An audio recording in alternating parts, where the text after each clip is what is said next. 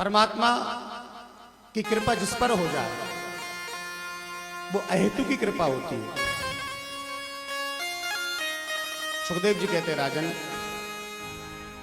भगवान की आगे लीला बड़ी है। एक पौंड्रक नाम के राजा थे जो अपने आप को वासुदेव कृष्ण कहा करते थे। भगवान ने उन पर कृपा की। परीक्षित एक जरासंध नाम के राजा हुए जिनको भगवान ने 17 बार हराया और 18वीं बार ब्राह्मणों का आशीर्वाद लेकर के आया तो भगवान खुद हार गए ब्राह्मणों के आशीर्वाद के लिए और जरासंध को जिताया। उसी जरासंध का इतना अत्याचार बढ़ गया क्योंकि उसके मन में अहम आ गया कि मैंने भगवान को हरा दिया है, मैंने भगवान को परास्त कर दिया है। भगवान मेरे डर की वजह से रण को छोड़ करके भाग गए। बड़ा अहम हो गया। तो महाराज भगवान ने क्या किया, तुम्हारे बाबाओं के द्वारा राजसूय यज्ञ कराया और उस राजसूय यज्ञ में पूरे राजाओं को विजय पाकर के फिर उस यज्ञ के अधिकारी बनते हैं। और भीम के द्वारा जरासंध और भीम का युद्ध कराकर भीम के माध्यम से जरासंध का वध कराया। परीक्षित, तुम्हारे बाबाओं के जैसा प्रेमी भगवान के जीवन में दूसरा कोई नहीं था। अत्यंत प्रेम करते थे भगवान तुम्हारे बाबाओं से, पांडवों से बहुत लगाव था। परंतु परीक्षित, जीवन की वास्तविकता तो इसी में है कि हमारा मन गोविंद के चरणों में जुड़ जाए। माध्यम चाहे जो बने, थोड़ा पतली करो, पतली, माध्यम चाहे जो हो, कथा माध्यम हो, सत्संग माध्यम हो, भजन माध्यम हो, चाहे भगवान के दर्शन माध्यम हो, चाहे सेवा माध्यम हो, बस हमारा मन गोविंद के चरणों में जुड़ जाए। अगर मन की डोर भगवान से जुड़ी है परीक्षित, तो जीव भटक नहीं सकता, उसका कभी अमंगल नहीं हो सकता। क्योंकि कृष्ण के जैसे करुणा के सागर इस दुनिया में भला कौन हो सकता है। मैं तुम्हें एक बड़ी सुंदर कथा सुनाता हूं, बहुत ध्यान से सुनना। भगवान के एक बहुत प्रिय सखा हैं जिनका नाम है सुदामा। आहा, सुदामा जी महाराज बड़े अद्भुत हैं, बड़े अलौकिक हैं।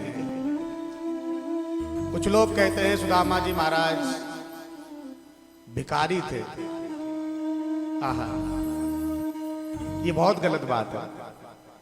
सुदामा जी महाराज भिखारी नहीं थे। हाँ, सुदामा जी महाराज गरीब जरूर थे पर भिखारी नहीं थे। ब्राह्मण गरीब हो सकता है लेकिन ब्राह्मण भिखारी नहीं हो सकता। दान लेने का अधिकार तो है ब्राह्मण को, लेकिन मांगने का अधिकार नहीं है।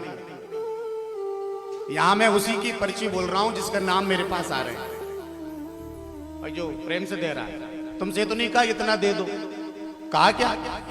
किसी से बोला क्या कि भैया कथा में सहयोग कर दो? बोला क्या? तुम्हारी मर्जी से तुम कर रहे होते भाई, ठीक है।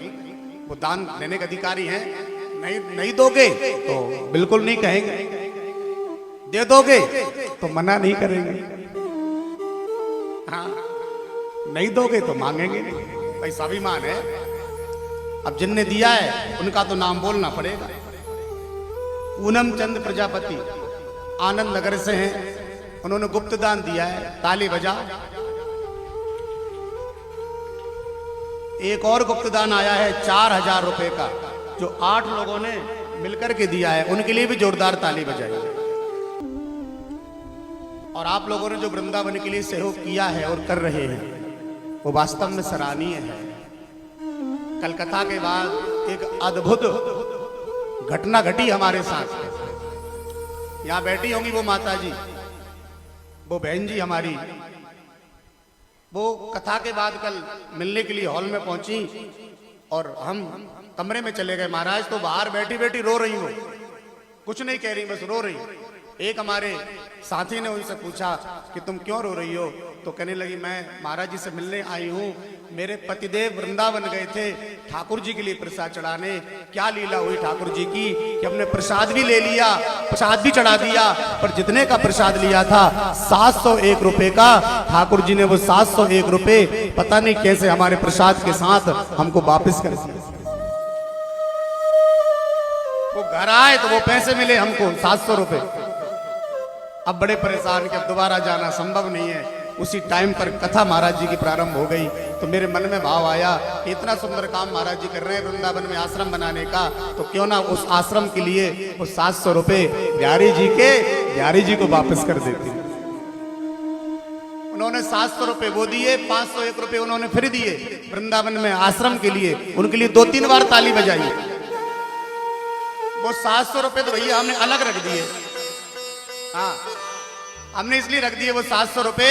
हो सकता है कि ठाकुर जी ने उस बहन के माध्यम से हमारे लिए आशीर्वाद दिया हो कि मैं तेरे साथ खड़ा हूं। ये 700 नहीं 7000 जन्म तक मैं तेरा साथ दूंगा, तू आश्रम बनाने की तैयारी।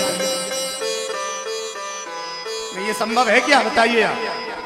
वो बैठी होगी बहन जी यहाँ बेचारू, मना किया था उन्होंने ये पैसे मत बोलना, लेकिन हमें चैन कहां पड़ती है बोले बिना।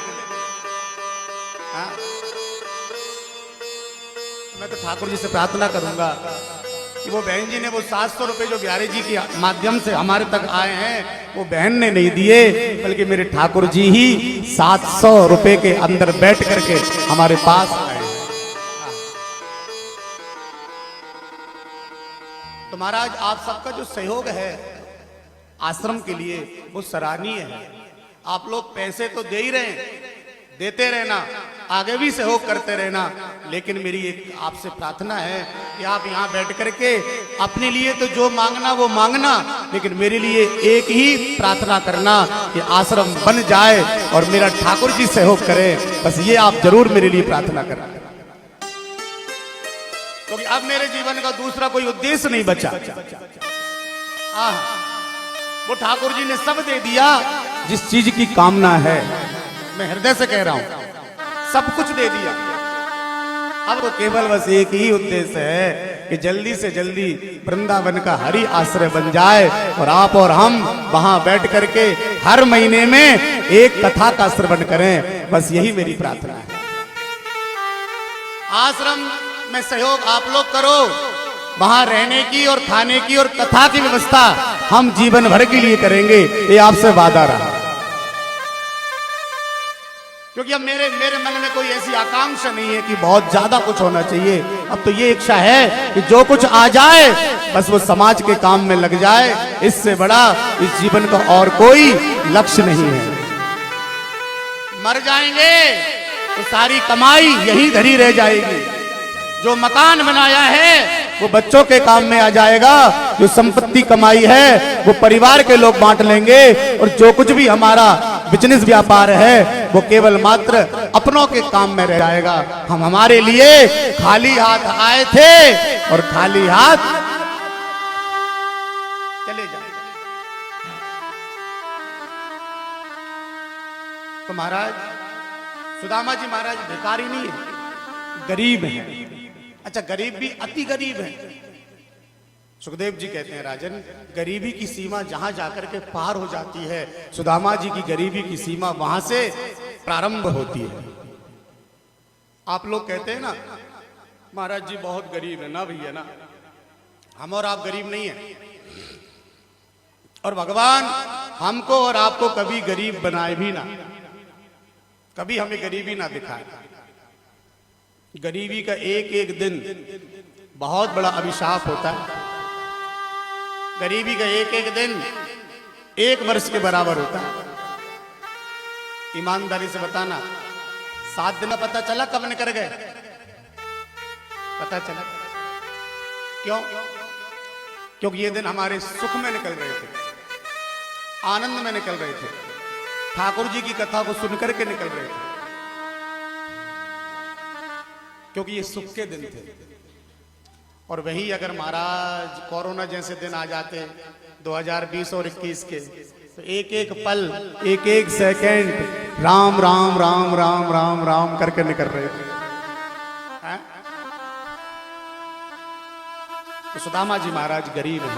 बहुत ध्यान से सुनना, ये कथा सुनने से घर की दरिद्रता मिट जाती है, इस कथा को सुनने से कर्ज उतर जाता है, इस कथा को सुनने से व्यापार बढ़ जाता है, इस कथा को सुनने से कृष्ण के चरणों में प्रीति बढ़ जाती है, इस कथा को सुनने से जीवन मुक्त हो जाता है, इस कथा को सुनने से वास्तव में हमारा क्या उद्देश्य है ये पता चल जाता है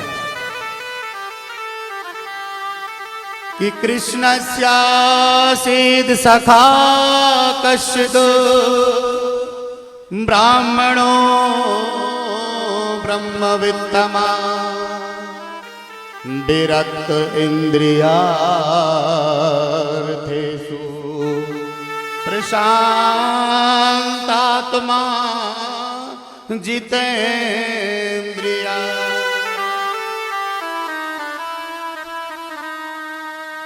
भगवान के मित्र हैं, नाम है सुदामा।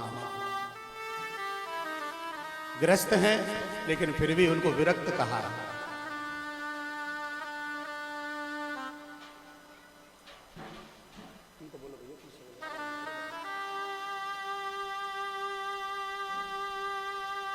गरीबी सुदामा के जीवन में बहुत ज्यादा है।